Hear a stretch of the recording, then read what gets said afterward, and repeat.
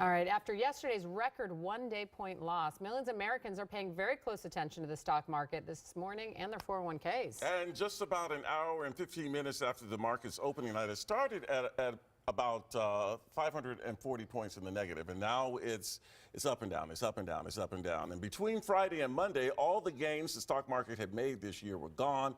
A lot of people, as Megan said, with 401ks and other investments, very nervous today.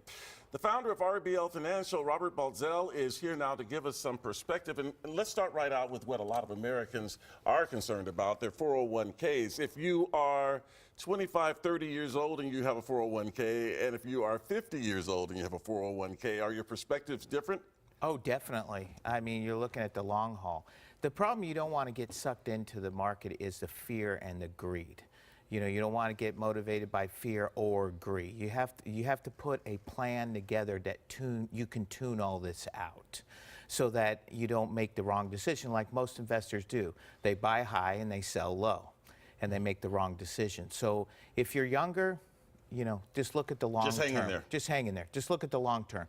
If you're older, look at your time horizon. Look how you should proportion your portfolio to give you the emotional strength to tune this out. Well, it's interesting. I was on the phone with my mother yesterday, who's in the retirement age of 70, and she was going, it's down 500, it's down 1,000, it's down 1,500. And the thing is, whether or not you're going to do anything with your 401k or your retirement, this is now an opportunity to have a dialogue with your financial advisor, or, you know, have a chit chat about where your investments are. And unfortunately, most people don't look day in and day out on their investments. And then days like these, they panic. So would you say this is the time now to reach out and say, are we aggressive? Are we moderate? Where are we in our, you know, our investments? Definitely. I mean, if we're talking about the 35 to 45-year-old, okay, now it's time to look at your 401k, maybe make some changes, you know, because most people don't pay attention to it when they're younger. But when you get older, yes, this is a definite good time to talk to your financial advisor and see, how are we going to weather the storm? How am I going to emotionally weather the storm?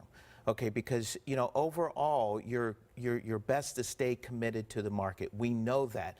But we have to give the people the emotional strength to see through these corrections. And we're going to see these type of big market movements because of computerized trading, and then also these new forms of investments like exchange-traded funds. We're going to see major market movements. Well, the economy is hot right now, and the question, of course, becomes, is the economy overheating? And that's what a lot of people are concerned about, whether or not it's going to fuel inflation. We know that wages are going higher right now, and of course, that all of this can make investors nervous, particularly if the Fed starts to raise interest rates precipitously. So the question becomes, are we going to see a lot of these kinds of corrections because of all the movement we're seeing in the economy?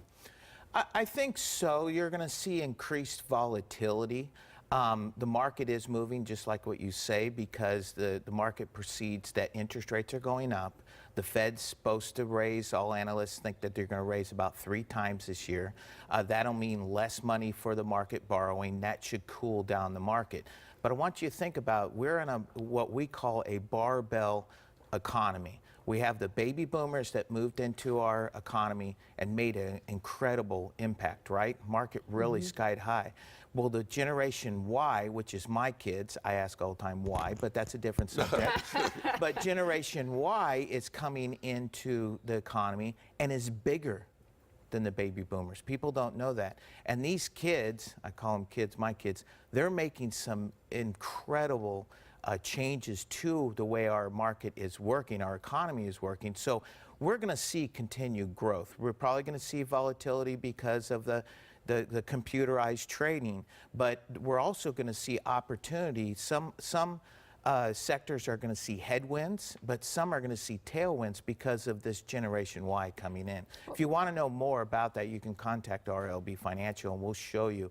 It's investing for demographics, not based on what we think the economy is going to do. These days, isn't it? Yes. Well, I was just going to say, well, technology is, but also you just brought up an interesting point with electronic trading. I mean, It's hard for the average investor to try to get into the market. Like, these kind of markets are great for institutions that can buy in bulk and trade instantly. But like for the average investor, they're like, ooh, this is a great time to get in the market. But what do you say to that? Like, how to get in and out? It's like, it's very hard. True, and it's the long term. It's back to looking, okay, this is the money I have in the market. This is long-term money. I have to tune out the noise, these market movements, and understand where am I going to be from point A to point B.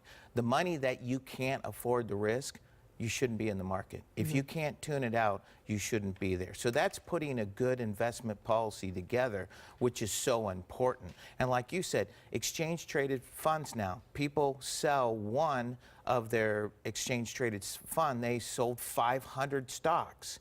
Then the computers pick up the sale, and then they start pounding all these stocks, and we see incredible movements. All right. All right, Robert, thanks so much. Appreciate it. Thank you for so much. sharing your Thank you. perspective. It is 7:53 right now.